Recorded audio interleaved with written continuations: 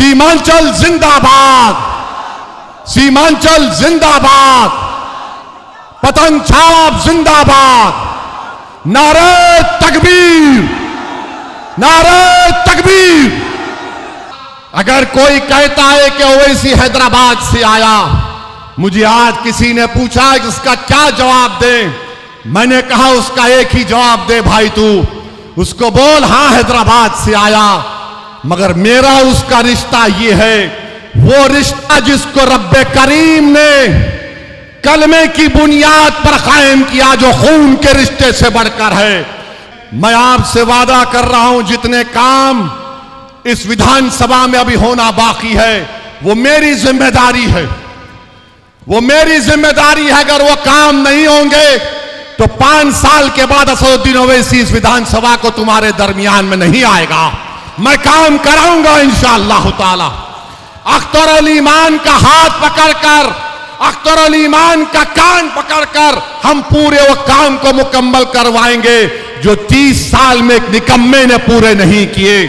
और याद रखो, आप जो लोग मंजलिस को बोलते गठबंधन के बारे में, मैं आपसे कह रहा हूं कि आज दरभंगा में गौरा बोरन एक विधानसभा है, वहां पर राजद ने, गठबंधन ने अफजल अली खान को उम्मीदवार बनाया और अफजल अली खान के खिलाफ तेजस्वी जाकर संतोष सहनी को वोट देने की बात करता है।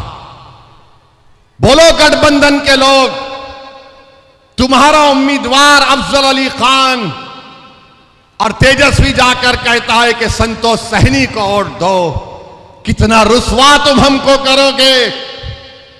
और लोग बोलते हो वैसी भड़काऊ भाषण देता है, मैं भड़काऊ भाषण नहीं दे रहा हूं, मैं मुबारकबाद दे रहा हूं वीआईपी पार्टी के जिम्मेदारों को कि वो 3-3.5% है, मगर उन्होंने अपने इत्तेहाद का सबूत दिया। 17% अल्पसंख्यक समाज मुसलमान है, बिहार में सबसे बड़ा समाज है, मगर आज आप देख लीजिए कि किसी के मुंह में जबान तो है मगर बोलने की जरूरत नहीं है, बोलने की जरूरत नहीं है। 17% है और तेजस्वी के बाजू बैठकर वीआईपी का लीडर कहता है कि अब की बार मल्लाह का बेटा उप मुख्यमंत्री बनेगा। मैं आपसे वादा कर रहा हूं, अगर मल्लाह का बेटा उप मुख्यमंत्री बनेगा तो बताओ मेरे अमूर की जनता, क्या अब्दुल्लाह का बेटा मुख्यमंत्री नहीं बन सकता? बताओ, क्या मोहम्मद का बेटा मुख्यमंत्री नहीं बन सकता बिहार का? क्या अबू बकर का बेटा मुख्यमंत्री नहीं बन सकता? क्या फातिमा का बेटा मुख्यमंत्री नहीं बन सकता? तो ये लड़ाई मुख्यमंत्री बनाने की है। अब असदुद्दीन ओवैसी उप मुख्यमंत्री पर राजी नहीं होगा, मुख्यमंत्री होगा सीमांचल का बेटा होगा, मुख्यमंत्री होगा तो सीमांचल का बेटा होगा।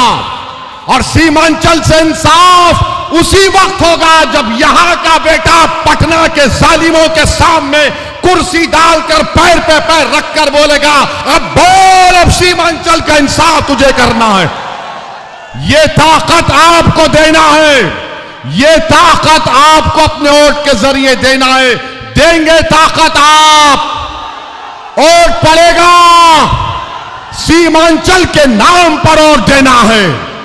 इसीलिए आज आप देखते हैं कि बौखलाहट का शिकार होकर एक तरफ से मोदी और नीतीश कुमार, दूसरी तरफ से वो 30 साल के निकम्मे साहब, दोनों मिलकर अख्तर अल ईमान के खिलाफ दो महाजों पर लड़ रहे। मैं एक तरफ कहूंगा, फिर से कह रहा हूं, मेरे भाई, अरे इत्तेहाद का वक्त है। याद रखो, तुम्हारी शनाख्त सुरजापुरी भी है, तुम्हारी शनाख्त कुलैया भी है, तुम्हारी शनाख्त शेरशाहवादी भी है।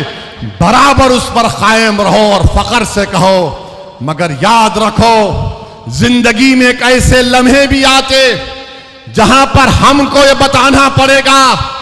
अगर कोई कहता है कि ओवैसी हैदराबाद से आया, मुझे आज किसी ने पूछा कि इसका क्या जवाब दें, मैंने कहा उसका एक ही जवाब दे भाई तू, उसको बोल हाँ हैदराबाद से आया, मगर मेरा उसका रिश्ता ये है, वो रिश्ता जिसको रब्बे करीम ने कलमे की बुनियाद पर कायम किया, जो खून के रिश्ते से बढ़कर है।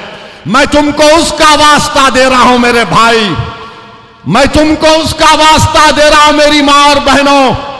मैं तुम्हारा रिश्तेदार नहीं हूं, मगर मैं वो शख्स जरूर हूं अपने गुनाहों के बावजूद भी, कि अगर तुमको कोई तकलीफ पहुंचती है तो यकीनन मेरे आंख में आंसू आते हैं, यकीनन मेरे दिल दिमाग में तकलीफ होती है, और मैं आज उसी तकलीफ को दूर करने के लिए मंजलिस इत्तेहादुल मुस्लिमीन आपके दरमियान में आई है। मेरे अजीज दोस्तों और बुजुर्गों, अपने इत्तेहाद को मजबूत करिए, डरने और घबराने की जरूरत नहीं है।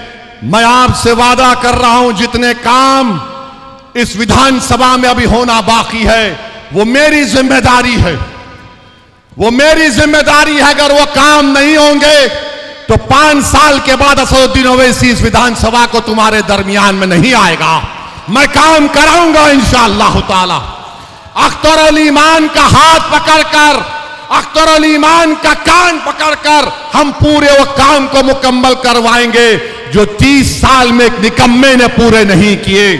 और याद रखो, आप याद रखो, जो जेडीयू का उम्मीदवार है वो मोदी का चेहरा है, जो जेडीयू का उम्मीदवार है वो मोदी का एजेंट है, जिसने हमारे वफ्द के खिलाफ कानून बनाया। तो मेरे अजीज दोस्तों और बुजुर्गों, 800 करोड़ के काम अख्तर अल ईमान इस किताब में बता रहे हैं कि 5 साल में हुए। इंशाअल्लाह ताला आपका साथ रहा तो इंशाअल्लाह 5 साल में उससे ज्यादा काम कराएंगे। अगर सरकार नहीं कराएगी तो फिर क्या होगा, वो सरकार की जिम्मेदारी होगी। बहरहाल मेरे अमूर की जनता, आज आप यहां पर आए, आपका बहुत बहुत शुक्रिया। तो क्या आप 11 तारीख के दिन मोहम्मद के बेटे को मुख्यमंत्री बनाएंगे? क्या आप अब्दुल्ला के बेटे को मुख्यमंत्री बनाएंगे? क्या आप फातिमा के बेटे को मुख्यमंत्री बनाएंगे? याद रखो, ये उस दिन आपको अपने इत्तेहाद को दिखाना है। इत्तेहाद बताएंगे ना आप मुत्तहिद रहेंगे ना इंशाअल्लाह ताला। तो हमारे साथ हाथ उठाकर कहिए, सीमांचल जिंदाबाद, सीमांचल जिंदाबाद, सीमांचल जिंदाबाद, पतंग छाप जिंदाबाद, नारे तकबीर, नारे